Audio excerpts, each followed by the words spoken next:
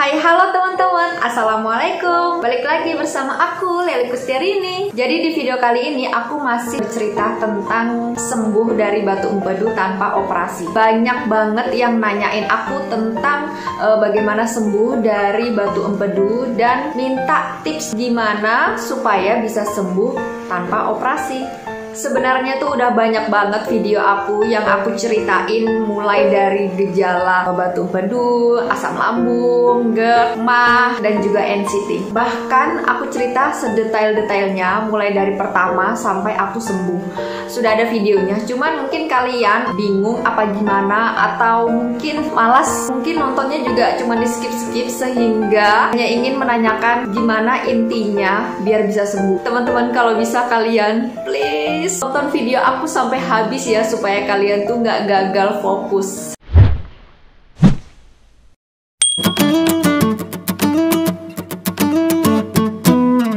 Nah, jadi di video kali ini khusus buat kalian yang mungkin malas nonton video aku yang terlalu panjang durasinya. Dan di sini aku akan ceritakan bagaimana bisa sembuh dari batu empedu. Kalian wajib tonton video ini sampai habis ya, supaya nggak gagal fokus lagi.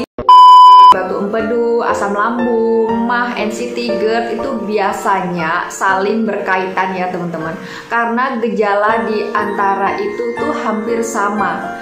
Contohnya seperti mual-mual, sendawa terus, sakit di tulang punggung belakang, rasanya pegel-pegel. Ya pokoknya gejala dari penyakit ini tuh hampir saling berkaitan dan hampir sama ya teman-teman. Jadi buat kalian yang ngerasain atau merasa cuman punya sakit MAH atau asam lambung yang berlarut-larut, yang susah sembuh ataupun yang nggak sembuh-sembuh padahal sudah berobat kesana kesini, aku saranin buat kalian untuk segera USG abdomen untuk melihat apakah ada batu empedu apa tidak. Kalau misalkan sakit MAH atau asam lambung tidak sembuh-sembuh, kali aja kalau ternyata ada penyakit lain. Oke, kita langsung saja pada intinya ya.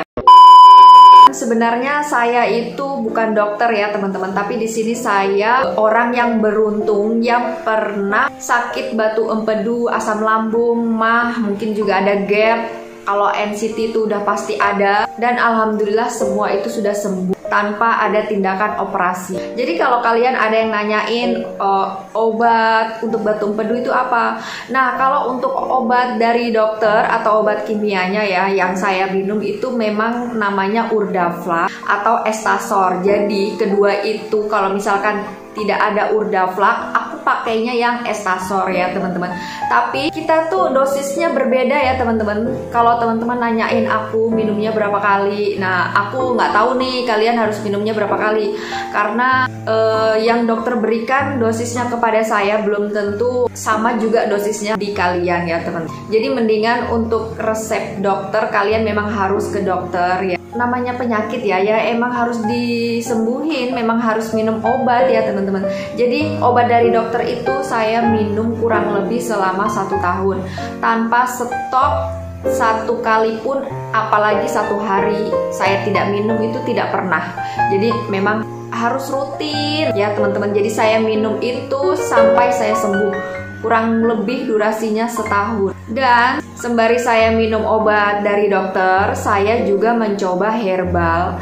Herbal itu ada lecithin, herbal daun-daunan. Untuk herbal daun-daunan banyak banget juga yang nanyain. Saya sudah lupa ya itu herbal apa, yang jelas itu salah satunya ada daun kumis kucing, daun pecah beling. Pokoknya ya emang untuk menghancurkan batu ya. Dan itu saya dapat dari ahlinya. Saya lupa, kontaknya sudah hilang ya teman-teman. Kalau kalian nanya belinya di mana, saya sudah lupa kontaknya dan hilang. Saya hanya mencobanya selama 1 bulan. Untuk lecithin saya juga mencobanya hanya sekitar 5 botol.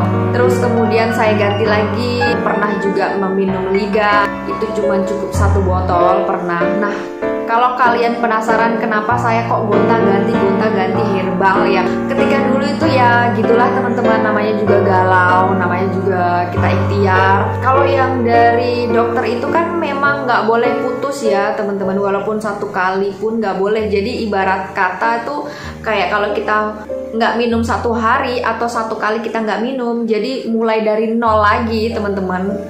Terapinya mulai dari ibaratnya dari nol lagi gitu. Jadi memang yang obat dari dokter itu Urdaflag itu saya minum tuh rutin. Dan kalau untuk herbalnya saya memang ya gonta-ganti karena saya merasa kok belum bersih, kok belum hilang. Sedangkan di sini testimoninya sebulan, 2 bulan minum aja langsung hilang bersih gitu loh. Jadi ya namanya juga galau dan akhirnya saya ganti, saya move on gitu. Banyak move on sih kalau yang herbalnya ya. Nah, pada intinya herbal yang saya pakai terakhir itu adalah cuka apel. Nah, kalau untuk cuka apel ini saya memang minumnya itu sekitar 6 bulanan kayaknya itu ada itu rutin sampai bersih. Memang yang menemani obat dari dokter itu adalah herbal cuka apel.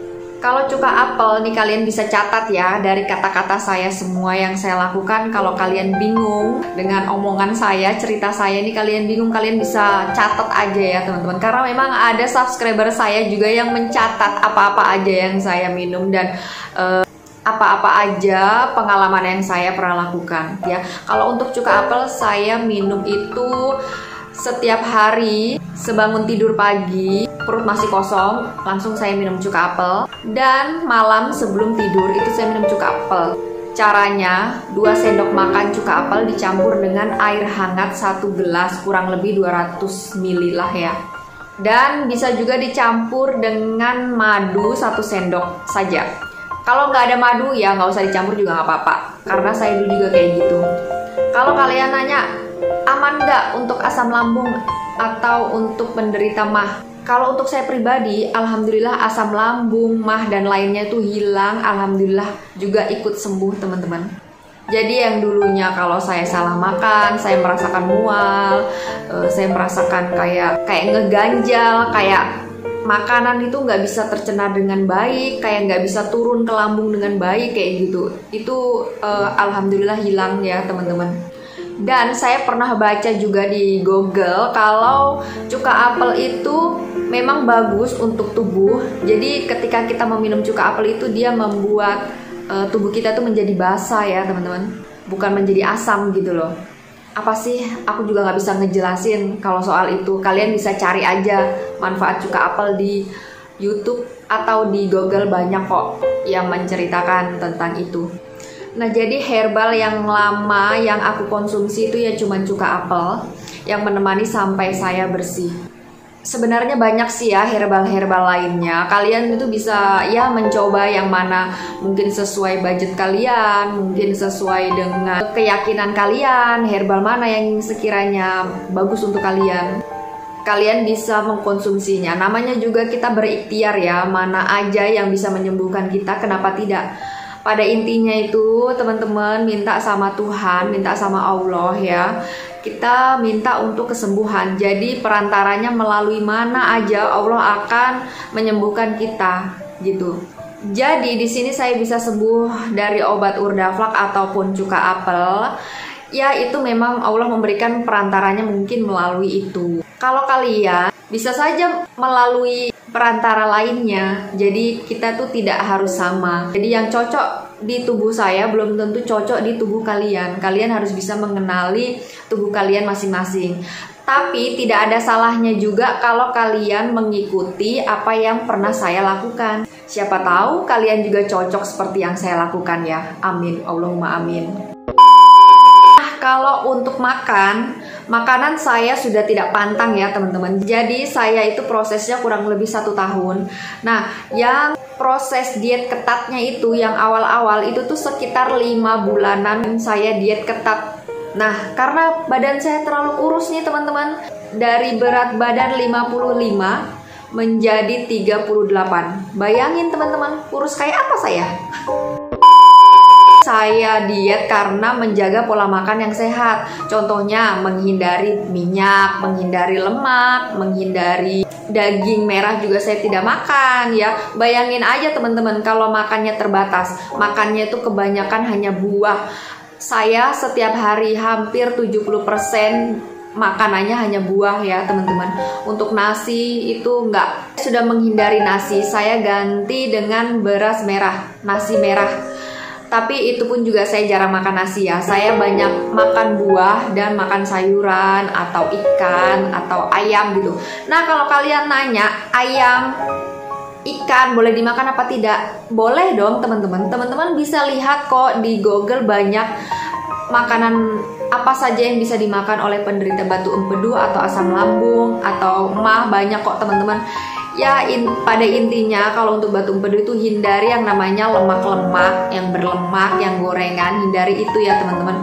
Kalau untuk ayam, saya dulu makannya ayam kampung dan itu pun saya ambil bagian dagingnya. Jadi pada saat mentah saya buang kulitnya dan sewaktu dimasak itu sudah tidak mengandung kulit ayam ya, karena kan kulit ayam juga ada minyak-minyaknya. Nah itu saya buang. Saya makan memang dagingnya. Terus untuk ikan, saya makan ikan apa aja, asalkan hindari yang ikan mengandung lemaknya banyak. Contohnya ikan mujair kan lemaknya banyak. Ikan bandeng kan biasanya itu ada di bagian perut ya kan. Nah itu saya hindari teman-teman. Jadi ikan apa aja boleh sih, asalkan dagingnya ya teman-teman. Jangan memilih yang banyak lemaknya atau minyaknya.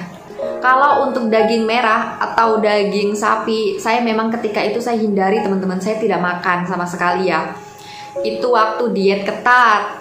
Waktu saya sudah makan bebas, ya apa aja saya makan teman-teman. Bakso, mie ayam, gorengan, ya saya makan. Tapi masih hati-hati juga. Contohnya kalau gorengan saya memilih untuk minyak gorengnya hanya 1 kali pakai. Paling mentok-mentoknya itu 3 kali pakai ya teman-teman. Dan lagi saya lupa, untuk micin saya memang hindari dan saya tidak makan sama sekali yang mengandung micin, penyedap atau kaldu. Saya tidak makan ya teman-teman. Itu saya hindari. Jadi memang cuma garam saja dan itu pun porsi sedikit. Nah kalau kalian nanya ketika pola makannya sudah bebas apakah berat badan naik? Ya tentu pelan-pelan dia bakalan naik, pelan-pelan naik ya teman-teman. Jadi kalian itu tidak usah takut kenapa saya sakit batu empedu kok semakin kurus. Ya sebenarnya karena mindset kalian, pikiran kalian itu menguras tenaga atau menguras energi, jadi kalian bisa kurus. Dan pola makan kalian kan juga pasti sudah dirubah, jadi ya kalian berangsur turun berat badannya. Tapi kalau kalian normal-normal aja, pikirannya happy, terus makannya juga biasa aja, ya berat badan kalian pasti ya naik gitu. Sebenarnya sih waktu itu aku juga lebih senang kurus sih teman-teman, cuman keluarga dan teman-teman itu takut gitu loh kalau aku semakin kurus. Ya gimana ya, aku juga jadinya ya udah deh aku makan bebas gitu loh, dengan niatan ya Allah jadikan semua makanan aku ini penghancur batu empedu. Aku berdoanya gitu ya teman-teman.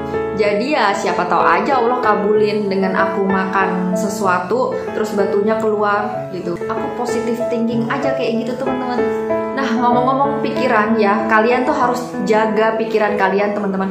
Harus netral, harus slow, tidak boleh tegang, tidak boleh marah atau memikirkan sesuatu yang berlarut-larut. Itu tidak boleh, supaya kalian tuh bisa menjaga pikiran, menjaga hati agar selalu happy gitu loh teman-teman. Harus lebih mendekatkan diri sama Allah, banyak sedekah dan banyak berbuat baik. Oke teman-teman, video kali ini cukup sampai di situ dulu ya. Kalau kalian ada yang mau ditanyakan atau mau sharing-sharing, kalian bisa komen di bawah ya teman-teman. Kita bisa sharing-sharing di bawah atau kalian juga bisa follow Instagram saya. Tapi maaf banget ya kalau saya balasnya lama ataupun saya berhari-hari belum balas, itu maaf banget. Kalau misalkan saya baca, pasti saya balas. Kalau misalkan saya belum balas atau saya belum baca, ya mungkin karena saya sibuk. Jika kalian suka dengan video ini, kalian bantu saya untuk like, kalian bisa komen, kalian bantu saya untuk subscribe dan klik tombol loncengnya ya, supaya ketika saya mengupload video baru, kalian dapat notifikasinya yang pertama. Oke, sampai jumpa. Bye.